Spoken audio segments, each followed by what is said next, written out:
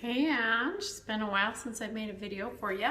I'm so excited that we can all hang out next week for Thanksgiving. That's so fun. So I hope you drive safe and can't wait to see you. I thought I would make a really quick video on how to make coconut milk. It's like so easy, and I think I'm just gonna make it more. It's kind of like almond milk, cashew milk, all of those. There's like 2 ingredients and you just blend it up and strain it, and that's it. It's all ready to go. So this is super easy. So the reason why I am making this is because Trader Joe's has been out of coconut milk the whole week. So anyways, I thought, well, then I'm gonna make my own because I use it all the time. I have been doing almond milk the last few days, but I love the good fats in the coconut milk. So super easy. So all you need is unsweetened coconut flakes, and you can get this almost anywhere. I usually order mine in bulk online somewhere. You know, you can either do Vitacost or Amazon. All those are good places. And I always just make sure it's unsweetened. And sometimes you'll get it in little tiny, it's a Whole Foods, it's a Sprouts everywhere. Sometimes there'll be little tiny flakes, and other times there'll be actual, like the strips that you're used to seeing, like dried coconut, okay? So you need 2 cups of the unsweetened dried coconut and 4 cups of hot water. You don't want it to be boiling, but you want it to be, you know, hot water. So I've poured mine in my pitcher here. So first I'm gonna put the coconut into my blender.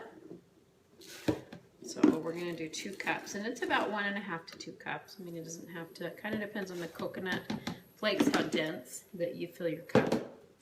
And then I'm just going to use my blender to measure here. And we're going to go up to at least the 4. I'm going to actually go just a little more than that even, because I want to make a full blender full. Okay, so now we've got this pretty warm water in with our coconut flakes, and you just blend on high. I don't know where my top is. It's going to be a little bit noisy. Oh, here it is over here. Okay, so that's all it is, right? Coconut, water, blend.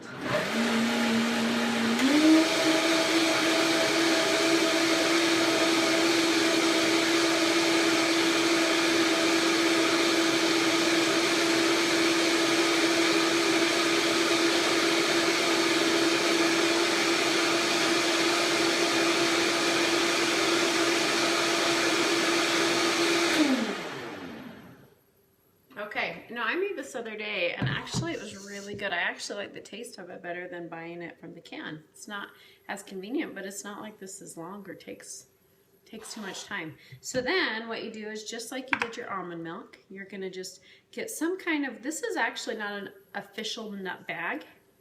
Yes, that is the name of the bags that drain like your coconut, your almond milk, all those things. But this is just this really fine mesh that I found, like that you store produce in. They were like at the dollar store, so I bought a bunch of them because I thought, oh, that will work. That will be easy, that will work good. And that's all it is. You just basically get a bag or a cheesecloth or something that you can strain. Now obviously this milk is kind of hot because the water's hot, so you can let it sit on your counter room temperature before you put it in your fridge. So if you do want to add a little bit, which I think it makes it taste really good, is add a little bit of vanilla and a little bit of xylitol or stevia into it, or a little bit of pure maple if you want, or a couple of medjool dates. Just sweeten it just a little bit. Now we normally just don't drink coconut milk like out of a cup. I don't think it's very good that way, but it is to make it a little sweeter, just makes it nice when you're adding it to your smoothies or whatever. It's already just a little bit sweet. So really that's it. So your dried up coconut is just in this bag. And for me, I just put that in my bowl that I feed my chickens, so I don't feel like it necessarily goes to waste. You probably could save that still though and use it when you're cooking. You'd still get all the coconut fibers and good fats. I'm sure you could keep it and just dry it out on a pan and then use it again. You could keep it in your freezer or just back in your pantry if it's all the way dried out. So that's just your coconut. And then I'm going to actually pour that back. You could just probably shake it in your blender, in your glass jar, but I like to make sure it's really blended well.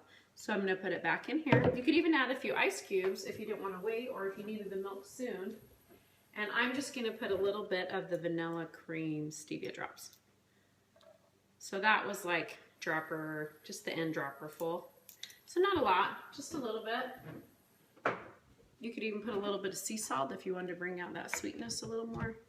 And then we're going to blend it just one more second.